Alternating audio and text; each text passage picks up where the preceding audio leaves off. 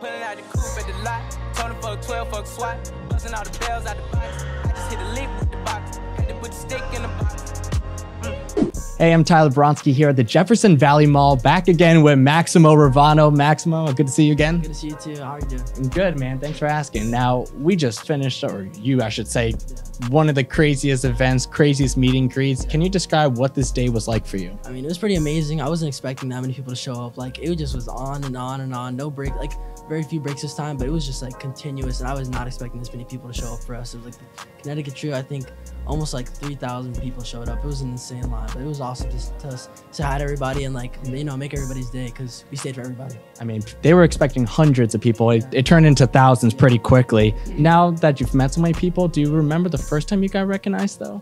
Oh, the first time I got recognized. Oh my goodness. When was that?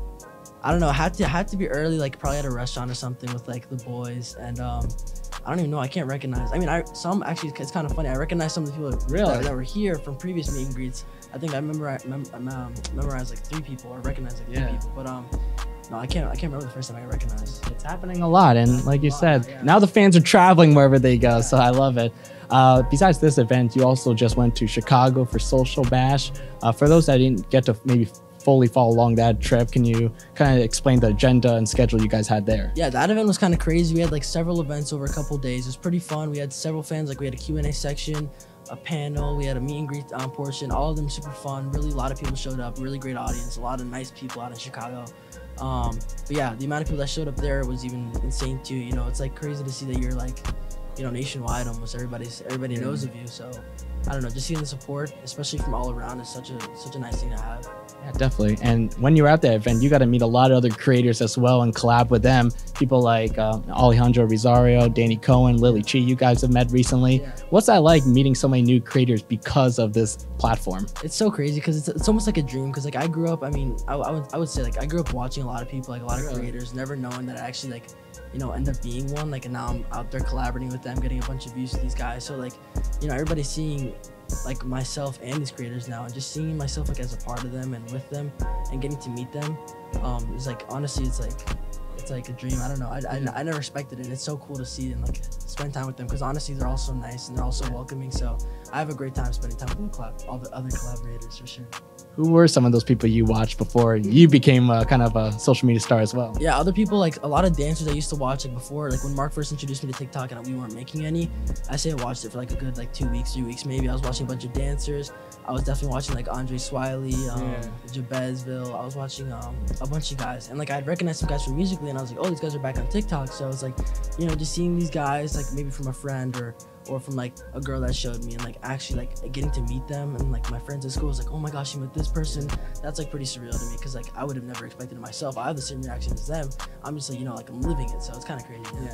What was like the perception for you of a creator's lifestyle before, I guess, you kind of are experiencing like you just said? I mean, I never expected it to be like this. I mean, I thought it was all fun, you know, like no business involved. But I mean, there's a lot of back end stuff that you guys don't see, a lot of business, a lot of, you know, juggling, managing, time management you have to do it. I have to work on personally. That's like a big thing for me, time management. But I mean, I've had a great experience. TikTok has been, I mean, surreal for me. It's been great opportunities, opened up plenty of fun times, and I don't know, I mean, more things to come, like this wonderful event we had today. So yeah, I can't wait.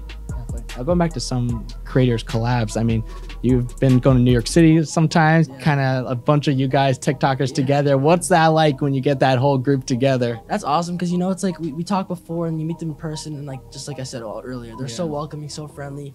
It's almost like you've known them for years when you get to meet them, just even talking to them over text or even calling them, and you finally get to meet them.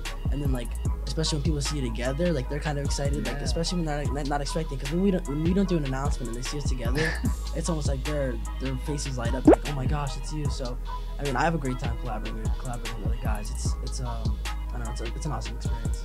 Last thing for you, last time we talked about your first merch drop, but now you have a second merch drop you just released. What was the style you were going for there? Yeah, merch drop 2.0 is a lot of creative stuff went on with me and my dad when we designed it. We kind of wanted to bring out like the slogan of MX Wear, which is Make Your Wave. I'm wearing it right now. So we have Make Your Wave on all the new merch items, and we're gonna be putting on some more stuff. But yeah, just showing the logo, showing what it means. You know, make your own wave. You know, you don't want to ride everybody else's wave. You know, try to make yourself special in any way you can. And yeah, I mean, I have a fun time doing it. But yeah, we wanted to bring some color for the first time. We had never brought color to the to MX Wear. But staying true to black and white, as you know, like Sure. I love black and white. Black, white, and red are some of my favorite colors. But the blue hoodie, that Carolina blue, is selling pretty well. So Yeah, people it like is. that. So implementing colors that people are gonna like and eventually potentially buy. So yeah, that's what we like to do. Just bring new things in, see what's popular, and stick with that. Yeah, we saw some of it today at the meet and Yeah, greet. we So saw a lot of people wearing it today. people representing, man. That's Maximo Ravano. Thanks so much again, Maximo. Appreciate it.